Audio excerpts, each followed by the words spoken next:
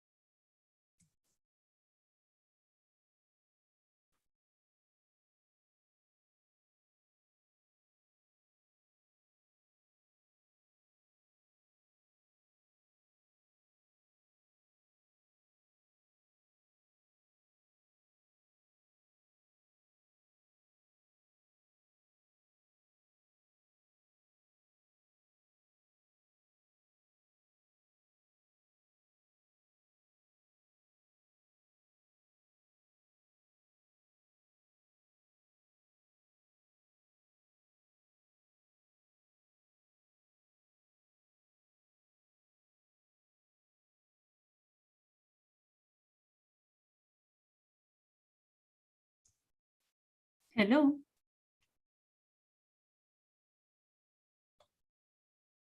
Can you say something? Yes, indeed. Hello. Yes, but we cannot hear you. Can you maybe take out your earphones and maybe try without them? Yeah. Very, very low. Now. Right. Can you Speak hear me? louder. Hello. Hello. Ignacio, is that you? Yeah. Now we can hear you. Great. Very, very low. Very low. Let me see if I can do something. Can you here. talk again? Hello. Yes. Now. Oops. A bit louder. Okay, let me see if I can. Okay, and we have her presentation, right? If I yeah. Perfect. If I can share my screen, it would be better. So make her co-host. So make her co-host.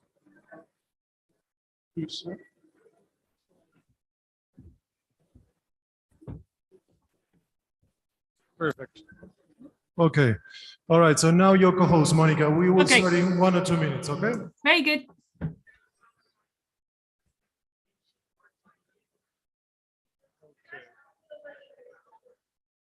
Hello.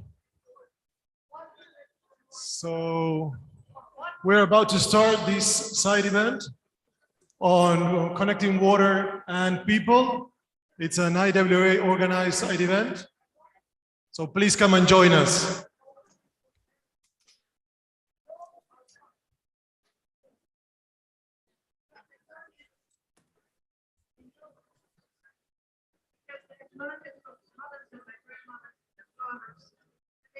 We'll wait a couple more minutes and then we'll start. And now I understand we have other commitments, so.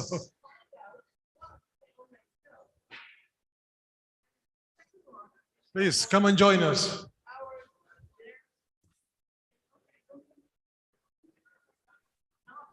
Okay, no, I think we can start. All right. So thank you again for being here and welcome you all for this IWRA side event on connecting water and people.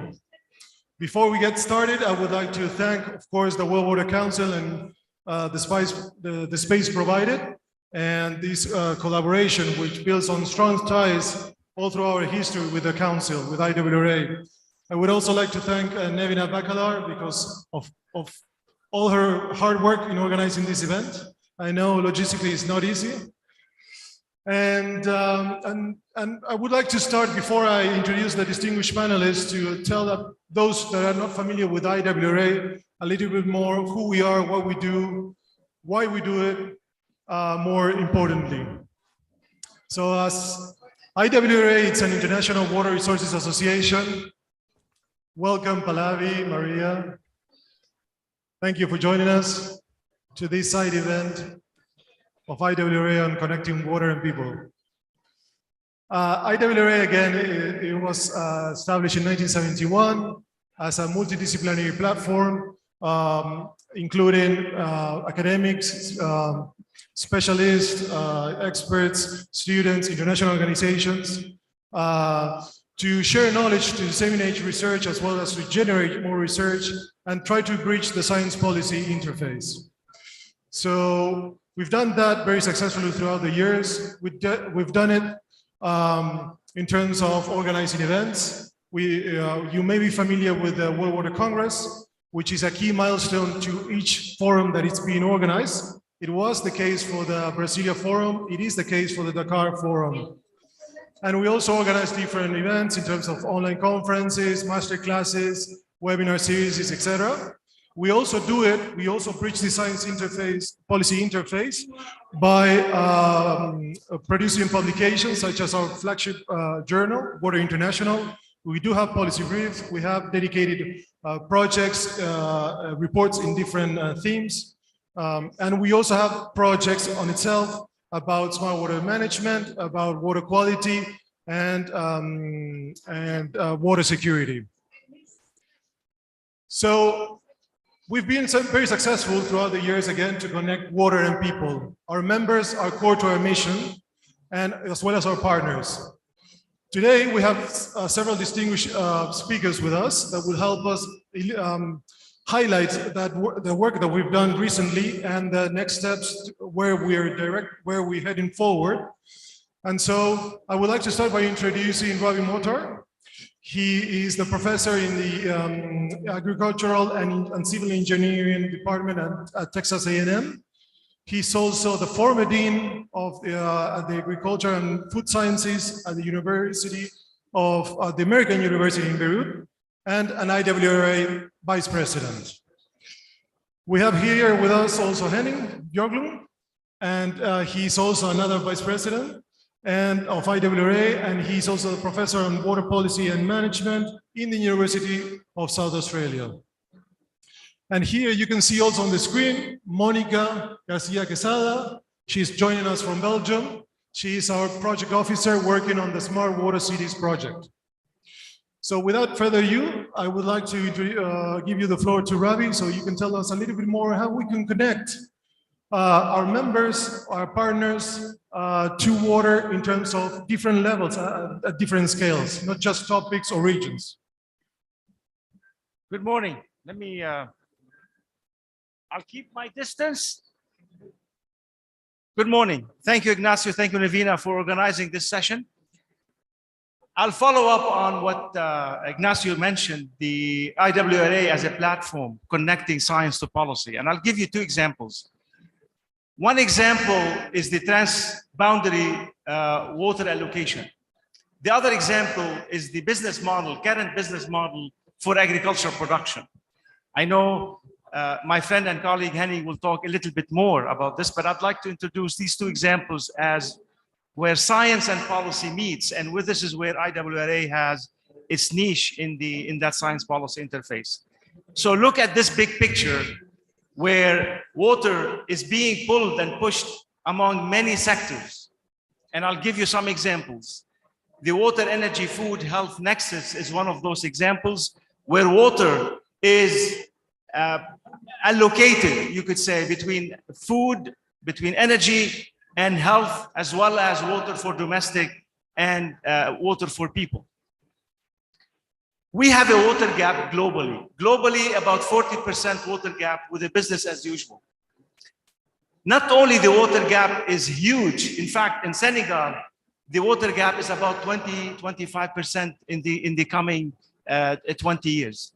So that's water gap. Keep in mind that with the business as usual, we will not have water properly allocated to the various sectors. That's number one.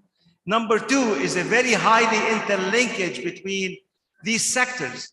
So not only the gap, but the interlinkages, meaning if we have a drought coming in to any of our regional areas, not only we will face water insecurity, we will face food insecurity, we will face a lot of disruptions. So keep in mind this system, and keep in mind the business as usual model we have cannot sustain us moving forward. So we have to do something differently. And I'd like to introduce two terms. One, the system approach to managing water resources. The second is we need to look into a new approaches to business model, where currently, for example, and Henning will talk more about this, when we talk about water productivity, if you go to a farmer, what would they tell you? They tell you, I have tons per acre of production. What does that mean? It means that nothing else matters. Water use doesn't matter. Land, carbon, pollution, emission, none of these matters. It means that this concept of production per unit area is what sticks in our mind. That needs to change. So let me introduce a different type of a model where we need to evolve into, and this is where IWRA will play a big role in that. And that is a non-allocative model for water distribution based on values. And we'll talk about this a little bit more. And a water allocation based on synergy. So rather than the water sector become an enemy to the energy, to the agriculture sector, let's bring synergy where the platform becomes synergistic, where I can create, we can add to the pie. One of those synergies that I'd like to introduce is, for example, where we use renewable energy to produce new water, and that new water can be used for agriculture, can be used for energy, can be used for domestic use. Other types of synergies is where we build rural area synergy, where the urban areas generating a lot of waste, that waste can be reused for agriculture. So think of these synergies rather than competition. And this is the platform where it involved not only technology, not only science, not only policy, not only rural, not only urban, it involved everyone. And this is the system, that's the platform that we're talking about, this science policy practice interface, where we need everyone on the table so we can create the technologies, we can create the adoption of this technology, we can create the financing, because this is one of the major issues that we're going to talk about throughout the conferences. Who is paying for it? So if we create this technology, who's going to pay for it? That's a governance issue. Who is going to allocate? That's a governance issue. And we need what we call a vertical horizontal integration. And this is where IWRA plays a major role in becoming that platform. So let me give you one example. We're talking about, we are involved in a transboundary water dispute today. It's a big water dispute between the Nahda Dam, between Ethiopia and Egypt. Traditionally, those water allocation are done based on stationarity. Now we're in climate change, we have non-stationarity, where we don't have the same water available in the river water basin. So we need to look at different ways in which the upstream and downstream can talk about synergies. Example of those synergies, what if what if the water that's used, for example, upstream can generate energy that will be given to Egypt downstream? Those are the types of synergy that require a vertical, horizontal integration, that requires all sorts of stakeholders to sit down and talk about these solutions. So I'm going to stop here, and I'm not sure when the Q&A, but we'll be happy to have some of that discussion moving forward. Thank you, Ravi. Thank you very much. So yes, it's all about creating more vertical and horizontal opportunities, synergies, and collaboration. Thank you for pointing into the GERD project that IWA also has been working on. We have many policy briefs on that. You can find more on our website, iwa.org. And I must apologize, but I forgot to introduce Karishma Asodani. She will be, she is a financial journalist from the India Today. She is also a youth delegate of the World Water Council, and she's a communication specialist. She will be providing the closing remarks and the takeaways. But before that, you're right, Ravi, we will have a Q&A section, so we'll take questions from, or comments from the floor.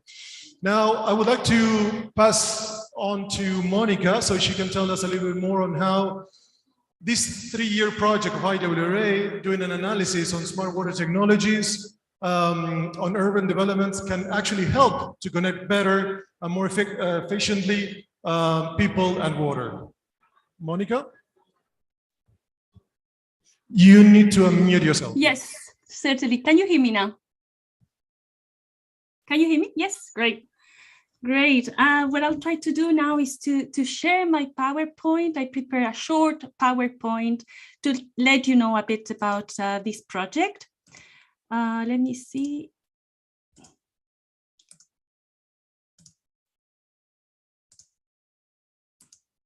Can you see the slides?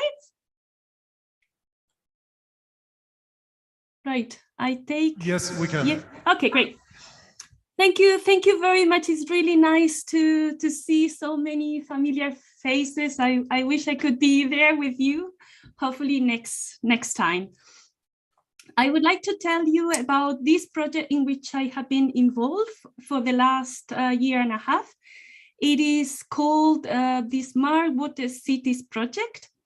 It is a 3-year joint research project that IWRA is undertaking in collaboration with K-Water and the Asia Water Council. I think the best way of thinking about this project is to look at the goal and the main goal of the project, which is to develop a standard and a certification scheme for smart water cities. And what does this mean? It means to develop an instrument to measure and compare urban water services and urban water resources management in cities around the world. What we are saying is that cities are facing particular difficulties and particular challenges, but they are also agents for change. And what we need is an instrument that allows us to measure and compare how cities are doing in order to improve their circumstances. I take note of what Ravi has just said about developing an integrated approach, and this is considered also in the project. But what we are saying is that we, apart as well as an integrated approach that takes into consideration the linkages between cities and urban areas, we need good instruments that can provide us with information about how things are working at different levels. And this instrument will help us to identify the key features of how urban water services and urban water resources are developing and evolving in city areas. The project, as I mentioned, is a 3-year project, and it is divided into 3 parts. The first one concluded in December last year and concerned the analysis of global standard frameworks and certification schemes. And what we wanted in this at this stage was to learn from the existing practices, from the existing global standards frameworks, because this would help us to define the scope and the structure of our own standard certification scheme. The second stage of the project is currently underway, and it seeks to develop the key performance indicators for the certification scheme for smart water cities. And the third part, which will start next year, will test the KPIs and the certification scheme in pilot cities. One of the key outputs of the project, and I would like to some of you know about it, is this report entitled Identifying Smart Water Cities. And you are very welcome to download it, to use it, to distribute it in your social media channels. It is available on the website of IWRA. One of the main key points that that report made was to provide a definition of what a smart water city is. And what we said is that smart water city is a city able to improving the quality of life of citizens by solving existing urban water problems, thanks to different technologies. And something that it was quite important was mentioning of the urban water cycle. What we argue is that smart water city provides not only individual solutions to conventional water management problems such as water treatment or waste water treatment or drainage, but also improves water management in a more comprehensive manner, by restoring the urban cycle, by ensuring usage of waterfront, by ensuring an intelligent management of water resources. The next step, in which we are currently working, consists in the development of the actual key performance indicators. And for this, we have developed a 3-pillar structure for the certification, with a pillar for governance KPIs, another pillar for the technical elements of the technical KPIs, and also the KPIs for the future. What we want to argue here is that for a smart water city is as important to develop an adequate technology as to have adequate governance structure. This is something that Ravi also mentioned, and I fully agree. And this ensures that that water is managed effectively, efficiently, in collaboration with other stakeholders in a transparent way. And it's also a city that is able to look at the future urban development, and it is ready to face future development. So this is also an element that we need to consider. Then there is a key point in the project for this year, which is to identify the pilot cities where we will test the certification and the standard. And this is a crucial point, as it will provide us with important feedback on how the standard and the certification scheme works. This is what will launch a call for pilot cities in the second half of this year.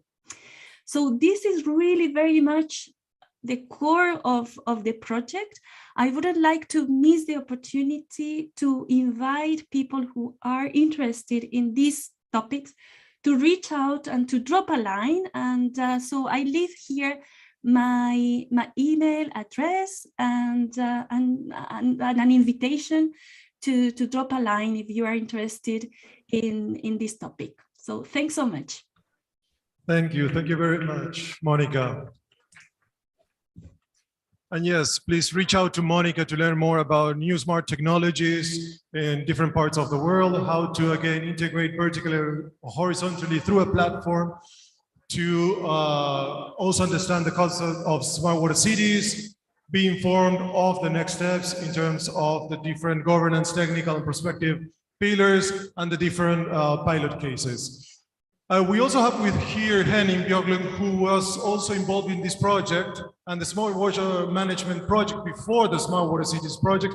So I'm not sure if you would like to add something to what Monica said before, or we should move to the Q&A section. No, I will do that when you ask me to talk about it. Perfect. Okay.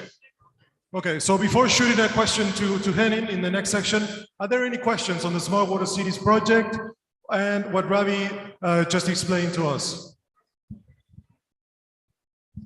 Good morning, everyone. I'm Pallavi Pokhrel, and I think I'm a known face to IWRA, so I don't need to introduce myself much, but I'm glad to see Ravi finally came. I hope he had a great flight. So I had a question to Ravi. So he kind of mentioned about vertical and horizontal integration. And he also said that the farmers are more concerned about production per unit area. They do not understand carbon neutrality. They do not care about other things to play, the role to play. But we believe that there is an integration of everything when there is a project going on. We have to think about it cross-sectoral, right? And you yourself said. So when the farmers are not caring, should there be a horizontal and a vertical information sharing and capacity building among the farmers, not just about production, but also about how the pesticides or any other things are directly affecting the carbon emission? Thank you for the great comment. And let me clarify. And I want to start, I am a farmer. I wear my farmer's hat every day. And remember this. Farmers will save the world, okay? So I'm not blaming the farmers here. I'm blaming the system. I'm blaming the reward system that we have. I'm blaming the bottom line that we allocated. Farmers, by the way, operate on a very small margin of profit. So we need to create for them these synergies that they do the right things. It's not about blaming and pointing the fingers. What I was trying to say, we need to change the entire system to transform our production and not only worry about the bottom line, the production, but worry about the environmental cost, the water footprint, the energy footprint, the carbon, the health, and the nutrition. So it's a much complex system, and that requires everybody to work together. So the question is, what incentives we're providing to farmers so that they do the right things? Farmers are only one stakeholder. What incentive we have for investors that are investing? If you talk about production, most of the production is controlled not by single farmers, it's controlled by big supply chain.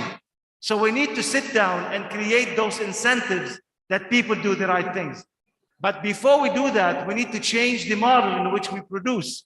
And the production model is very complex. It involves looking at the multi-objective criteria that we sit down and develop a different type of a model. So it's not a blame game. It's about incentives. It's about bringing in an awareness that there are more than just the production. There's a nutritional aspect. So when we talk about productivity, I'm not talking about the bushels per acre or tons per acre. We're talking about a different type of nutrition. We're talking about the food basket. We're talking about the water footprint and water productivity and efficiencies. And that requires a whole society to sit down and discuss these. And what works in one country will not work in other countries. So we're providing a platform that allows us to think differently, to think broadly, to think a system, and the solution would change from one location to the other. Perfect. Thank you, Ravi. So it seems we have a lot of work ahead of us, lots of changes to be done, but hopefully IWA has a crucial role to play in that change. And talking about also IWA, what else do you think, Henning, IWA can contribute to and can add value in the next couple of years and hopefully also understand where it's heading? Thank you very much, Ignacio, and thank you very much to Monica for her brilliant presentation. I'm also on the steering committee for the Smart Water City project, so I have a close involvement with it. And I'm very pleased that we have got not just smart technology, but also smart institutions included in the 3 pillars. There has very much been a focus believing that technologies will solve all evil in the world. We have a prime minister in Australia who think we don't need to change anything the way we do things ourselves as people, because we will have technologies. So we can just continue doing whatever we have always done. It's very convenient for a politician, right? So I also think, so the way we here define smart means that it has something to do with Internet of Things and automation, and that's the only way it's smart. And I very strongly disagree. And I actually think it's not good to associate smart with only meaning technologically smart. There's a lot of parts in the world where fully automated system is not very good. And there are many, many other ways of being smart if you want to increase the livelihood of farmers. I agree very much with what Robbie has been talking about, that you must stop talking about yield. Yield of what? I just went to a session here that talked about how can we increase the yield of sugar? If you're concerned about food security, why the bloody hell are we producing sugar on more and more land? We can't eat it. We can drive our cars with it. But that suggests to me that we are not really concerned about food security. So I think where I can see a smart water management project for the RWA to go forward is to include more ways of being smart. We don't need smart people, technologies. We also need smart people. A water city is never ever going to be smart if the people are stupid. Right? The people have to do the right thing. And that can technologies not do. And we also now need to start looking at what is smart rural water management doing. And I'm talking in a session tomorrow on smart rural water management. And one of the things I will actually start talking about this project, because I want to stress that we cannot separate rural water management and city water management. Two things, and as I think Ravi also commented on that the two things are very, very closely interlinked. And we have to look at the two things. They are very complicated, very interlinked, and we need to do it together. What upstream farmers do to a city influence what a city can do. What a city do with its water will influence what downstream farmers can do. If upstream farmers can be more smart, use less water, urban centers can be get more water. If urban centers treat their water better, they can give it back to the farmers to use it for farming. So there's a lot of ways in which the urban and the rural systems interact. And when we look about being smart, both in farming practices, farming institutions, and farming management, in rural areas in the developing world, the global south, is not high tech, it's not Internet of the Things, whatever it's called. We have to do something that works on the ground. I'm involved in a project that I actually introducing technologies to farmers in Southern Africa that I'm talking about both this afternoon and tomorrow morning, that are actually combining some smart technologies that also goes up in the cloud with institutions, with smart institutions. But also not only do the data goes up to the cloud, the farmers get it and the farmers learn from the data. And what we're experiencing is that while the farmers use this tool to change what they're doing, to earn more money, the problem is actually to get the smart stuff to work, because the interconnection and everything, all kinds of things, is very hard in rural areas and in the global world to get these things to work. And we need to change from productivity in yield per hectare. I will talk about gross margin per hectare, because food security is not just growing what you put in your mouth. It's earning money so you can buy what you need. You shouldn't eat maize gruel all the time, but you should earn money so you can buy vegetables and fish and other things. So all of that about increasing yield of maize for subsistence farmers is not really a food security system. We could talk about real nutrition per hectare or profit per hectare, because profit means you can buy real nutrition. So I think we should shift the focus. I think these are really, really critical issues where I think Iwra can play a significant role in the future. And I think Rabi and I are very much on the same line with these things. And I hope we'll use our combined influence to get some of these high on the agenda. Thank you, Henning. Just a question to you and Monica. You have three pillars: the technology, the governance, and perspective. Where is people in these three pillars? Where does people and behavior and social aspects come in? So what we also have found in Africa is that we have a two-pronged approach. So we have smart, we have innovation platforms that combine all key stakeholders and farmers that talk about what are the barriers within our scheme to be more productive, to grow the right thing, to be more profitable. So there we work with the people all the time. And that agricultural innovation platform also helps farmers using the tools so they learn the right thing from the tools and change their behavior. And it's through changing their behavior that they have halved the amount of water they use and double their yields, because now they're not wasting fertilizer that previously were leached down through the soil profile because they applied too much water. Because as you said, you get water on Mondays, we water on Mondays, whether it's needed or not. And these tools we have given them help them to make decisions based on what's available at the root zone.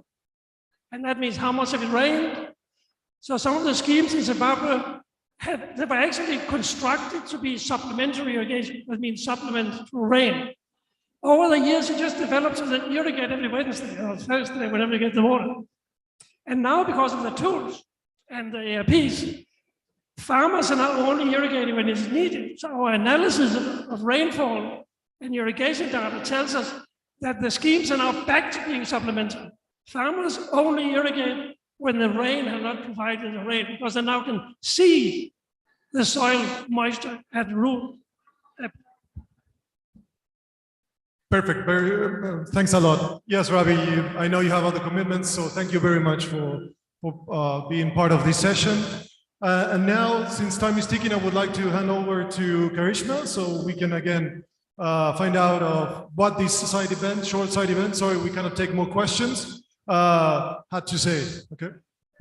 Thank you, Ignacio. I'm going to take quick 30 seconds to talk about the next World Water Congress. And I have a very exciting video that will definitely bring you to Beijing, China.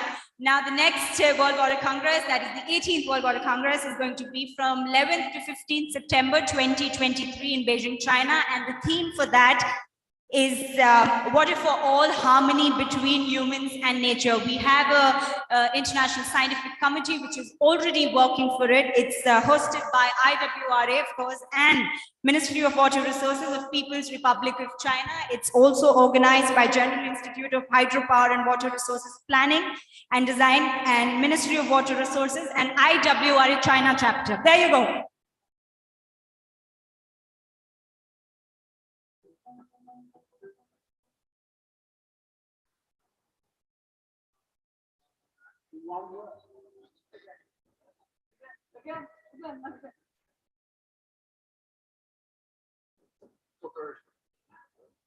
Very exciting. Okay, thank you.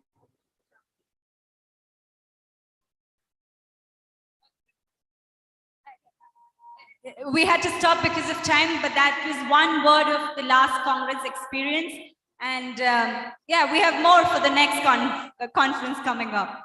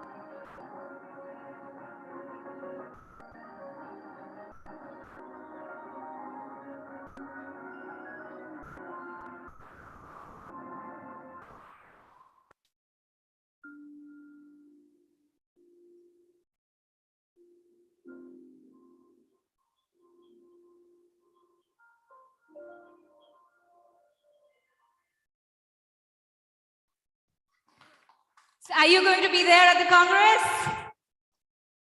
Thank you.